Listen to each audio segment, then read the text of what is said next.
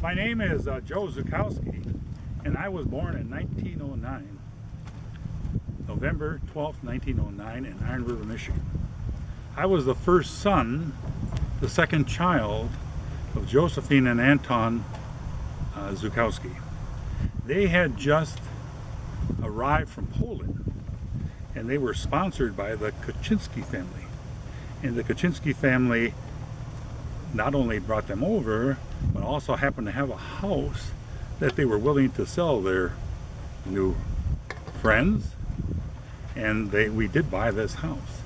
And I got a job in the iron mine, and the iron mine was actually, at the time, was quite lucrative. Now, I'm not sure exactly what my dad made back then, but later on in the 60s, just to show you the comparison, in the 60s or late 50s, a person working in the mine underground made $4.50 an hour. If you worked in the mine on the surface, you earned $4 an hour. And people in town, most of them working in town, the range was 75 cents to $1 an hour. So the mine was a very, very lucrative place to work. The problem with there is also dangerous, and my dad actually ended up dying of consumption, which is something that I guess all the dust and that collect in the lungs, and it eventually actually died of pneumonia and consumption. But being the oldest boy, I remember this terrible trip that we took from Iron River down to Ann Arbor to this hospital that diagnosed my dad with that. And he told me about it. And after he told me, he says, okay, let's go home. We got a lot of work to do. And he did die at 63.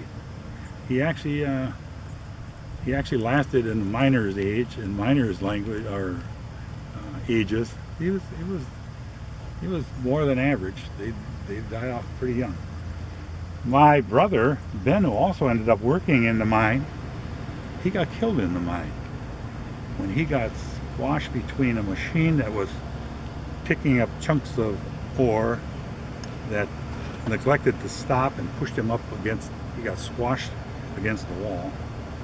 And of course they said it was driver error, the guy driving it, but you know, they say accidents happen in the mine.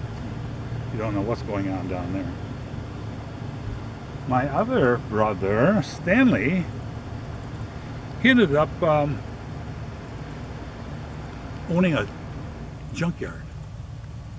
And as the mines in the late 60s started going out of business, in the late 70s, they would have a lot for him to buy. First they would start buying this, he would buy extra rail that wasn't needed, and then as they started going further on and they started going out of business, he ended up buying the whole mine and all the material in it, and he would get the property.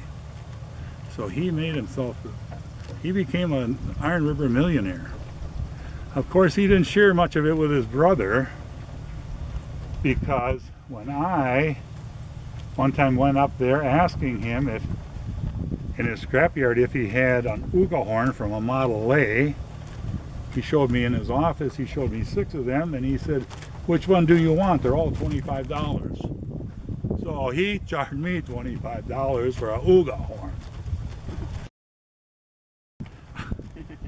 Like I say, I was the second child of 7, and after I went to the University of Marquette and left there, I went to Iron River and then back to Niagara. Did I tell you? Back to Niagara to play football.